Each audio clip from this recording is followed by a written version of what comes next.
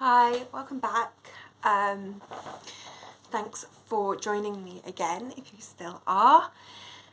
Welcome if you're new. My name's Anna. This is a video diary just on my life currently at present. I had a bit of a mental health epiphany a few months ago, let's just say. And so really I am making some changes, or I've made changes in the past that I'm going back to now, and this is really just a diary to help keep me accountable for that.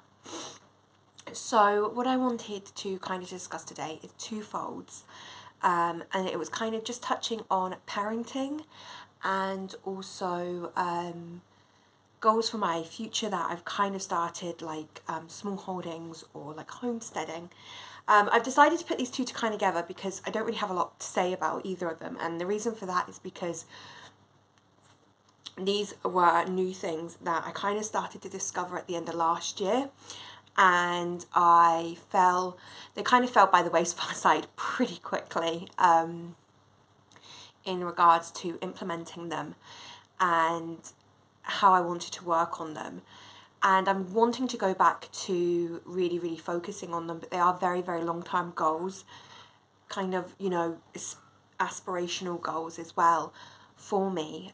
So they're so important that I want to touch on them, but at the moment, and my historical ideas of what I'm kind of discussing with the videos that I'm sharing at the moment, there's not really much to say, and I don't have amazing tips or anything like that on this, and certainly any tips that anyone can give me on these two things is really handy. So I'll start with parenting first.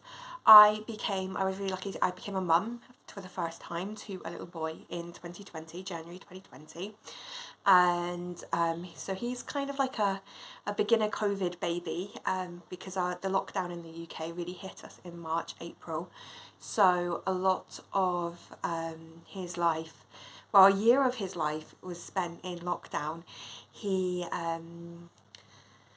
We were in a big lockdown, a big first wave lockdown right up until the end of the year nearly, and then we went into like a second wave, and then in 2021 we kind of hit a third wave, and everything kind of started lifting in July and now of this year.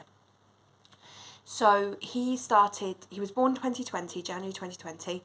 He was meant to start nursery in December of 2020, but he didn't go into nursery until February of 2021.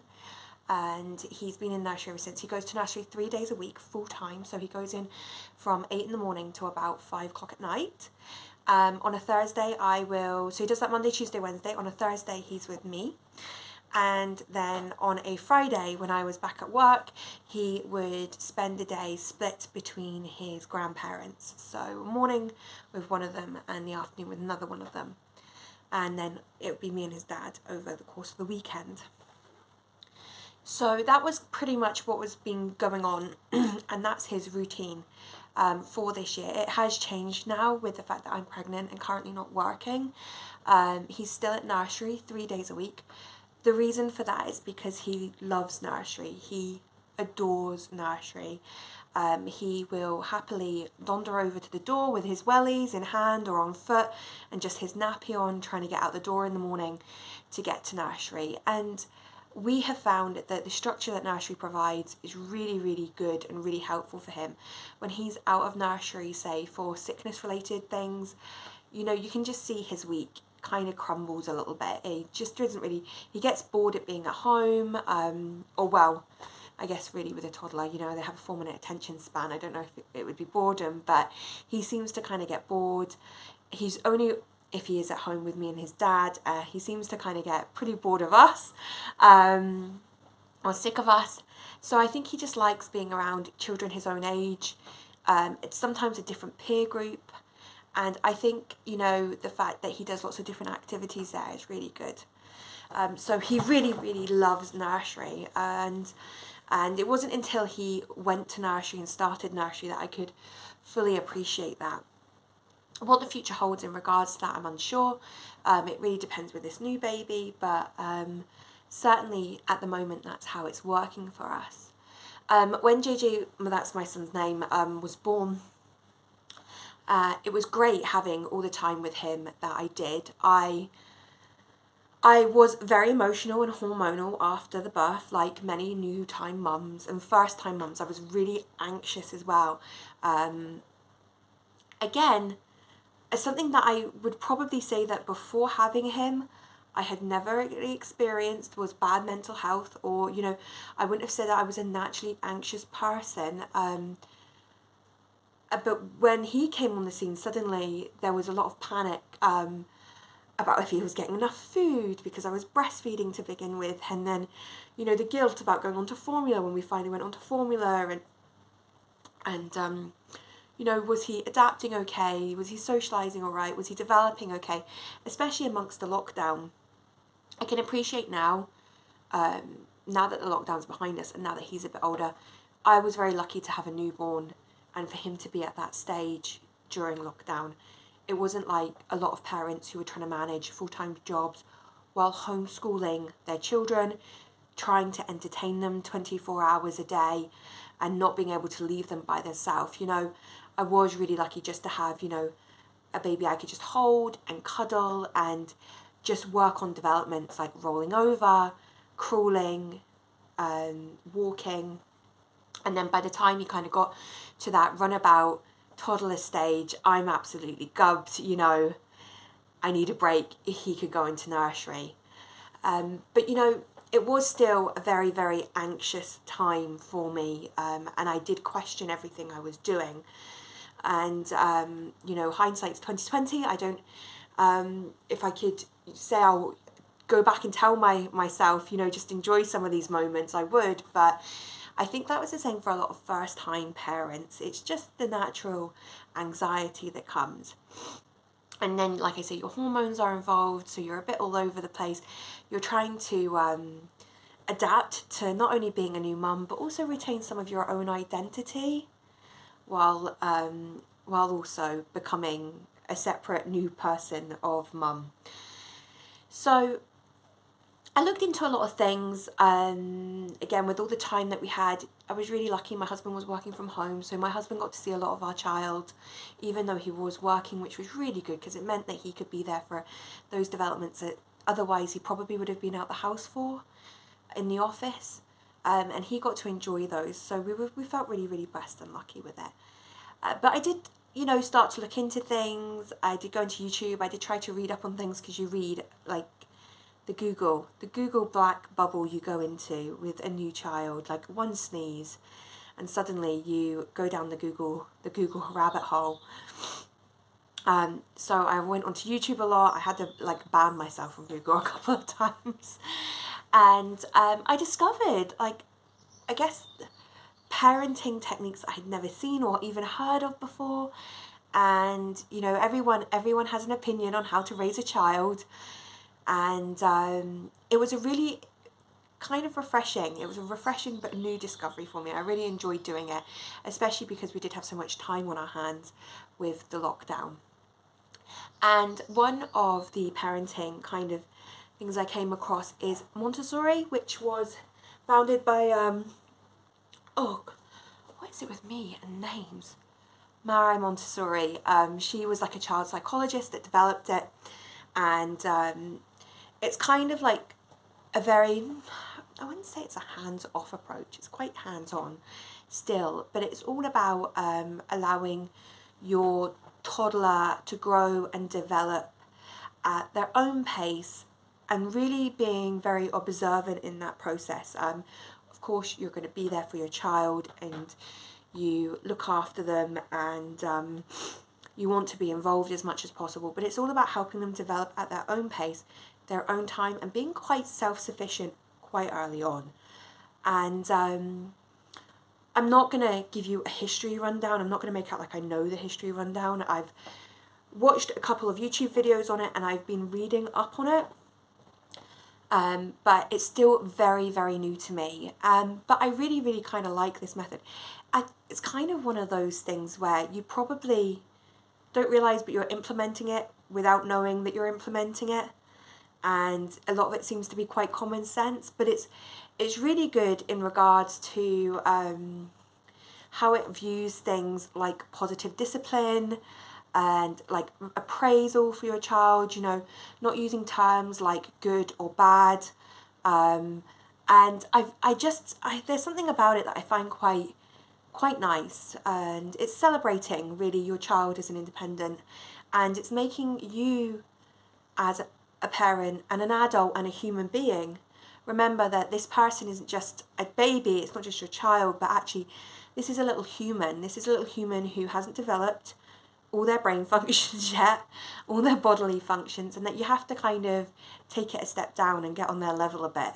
And that for me has been really, really, really good in regards to my patience and how I'm dealing with situations, especially now that JJ's become a toddler. He's become a lot more challenging, you know, he is finding his own feet, he's starting to become quite assertive, he knows what he wants and what he doesn't want, he doesn't always understand the difference, but, you know, he's starting to get views, and it's great having something like that to think about. And also, the Montessori method has a way for how you're to set up your home, like things are to be at like the child's level. Anything basically that you don't want your child to have or shouldn't have should be outside of their level, you know, if they shouldn't be able to reach it.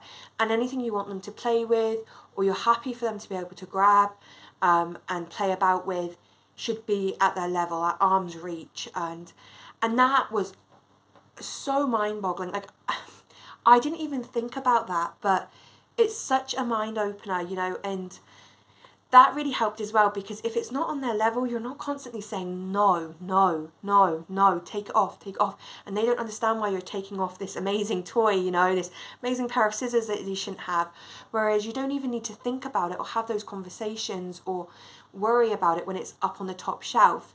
Likewise, if all their toys are displayed openly for them to easily grab and play with at their level, you are comfortable with the fact that they can go and do it. They can go get their toy, play with their toy. Also as well, it really helps with them putting their toy away and learning to clean up after themselves. And again, you're then not having to be pulled in several different directions because you're trying to put those scissors away that the child wasn't allowed to have but somehow ended up on like the bottom shelf, while pulling out a toy that the child wants, while trying to play with another toy that the child wants that's over by this other door in the other room. And I just found it made everything a lot more streamlined, everything a lot more simplistic, and it meant that actually I had a lot more time freed up to do the important things to me, i.e. play with JJ. So these are things I'm still working on. They're things I'm going to be going into in more detail in videos coming up. But that's kind of things I think I'm going down that route of Montessori parenting, which I really, really like. I'm sorry. My dog's digging down the back. She's come back in from a walk, so she's sniffing at the back garden like, I think I'm going to dig you up. Hops! So that's a really quick run overview, and if you watch this, and certainly if you follow sort of the Montessori way of method, any hints or tips or books, I'm thinking I'm going to be purchasing the Montessori toddler very, very soon. Let me know. It would be really, really handy for me because this is still really new, and with another one coming, I kind of really want more information, especially regarding how the two will work together, the two siblings. And no, I'll keep everyone posted on how it goes. But certainly, if you've never heard of Montessori before, like I had never heard of it before, like look it up. It's really, really interesting. And then that kind of leads to maybe the second thing of wanting to become more independent environmentally, and a way of doing that, and becoming more conscious as well of the environment around us, and using more of the things that we have to hand, especially going into the next year with me again having another child. I'm reusing everything of my firstborn's. We don't know the sex of this child, we didn't know the sex of JJ, so everything we have is gender neutral, not that it really matters anyway, but I really want to start implementing, maybe growing a few more of my own fruits and vegetables. I am not a natural gardener. I am that person that had a cactus and it passed away. You know, like that's how bad it is. But I am a massive food lover. I love cooking. I have in the last few months started getting into baking, and I'm really enjoying that. And for the first time ever this year, I grew tomatoes. It's not massive, it isn't. It was just in a little sack. It took them a while to come out, I won't lie. They were there from like May right up until September. And compared to some people I know, Hopper! Hey! Sorry, excuse me. Compared to some people I know who have amazing gardens and allotments, it was just a handful of tomatoes. But the accomplishment and the achievement I felt in that was amazing. And I really actually enjoyed it. And so I want to do more of that. And my husband and I, in the last few months as well, this year, have really gotten into foraging, which is looking for natural fruits, berries, foods in your own environment. So I was bramble picking and making jams. I've made up some elderberry gin. Usually I have made slowberry gin in the past, which I've then given out at Christmas time. But this year I missed the slowberries. Everyone else got to them before me. So next year I really want to start broadening my horizons on that and foraging more. In Scotland we have an amazing diverse set of mushrooms, wild garlic, and these are things that are literally on my back doorstep, and I just haven't ever really appreciated them or looked out for them. So I really want to get into that and using more things like that and more homegrown things as well for cooking. So as I say, I literally in a sack grew some tomatoes, and that has been it. My garden is a riot, I'm not going to lie. As well, you've clearly seen in this video, my dog is digging my garden up as we speak. But that's something I want to work on. I want to get a few more plants. I'm thinking maybe potatoes next year, maybe some onions. But apparently we have to be careful in Scotland with onions because they can become quite soggy quite easily. And I also want to learn how to sew up, so I can start sewing up some of JJ's things if they break before, just instead of chucking them out, and just becoming a lot more conscious of the world around me and my natural resources and things I can reuse, and my waste production as well, especially my waste production. I think it's homesteading. USA is like homesteading, where you'll become more self-sufficient and more sustainable. I hear it's called like having like a small holding, again, where you start to learn to live more sustainably and more off-grid. I'm not saying that I'm going to be there next year with my chickens and my goats, but certainly it's a direction I want to go in. So if anyone has any information on that or where to start with that, because I don't even know where to start. I literally only found out like a few days ago that they call it small holdings in the UK. Like I was like searching up homesteads and that, and they were like, oh, when you have a small holding in the UK, and even then I'm still not 100% sure. So it's something I'm really only very lightly touching on at the moment. But it's something I'm really kind of passionate about, especially holding those tomatoes. I was like, these are mine, and I cooked, and they tasted better. I'm sure they tasted better. I'm absolutely sure that they tasted better than the ones that a shop bought, although that could just be me. Or is it the IKEA effect? When you've built it, you've put love into it, you get a lot more joy from it. So yeah, that's touching on those two things. And I think you can tell from my excitement from all of this, mentally I'm feeling a lot clearer and a lot better, which is really good. I am now on the countdown till the less than a month until my second baby is due. So if you suddenly don't hear from me, that'll be why. But yeah, I'm going to post this one, and my next few videos are going to be my mental health videos. I'm going to put them all up as a one-er, as I said before in some of my previous posts. And if you're unsure of what they are as well, go back to like my introductory post. It kind of explains everything about my mental health videos. So I'll put them up on that. It means I have to actually look at them. And what I'll do is maybe do a wee video on watching them and like how I found that. And then going from there, I will, start again with some hints and tips on the topics that I've been covering over the last few weeks. Okay, but thank you for joining me, really nice. Bye.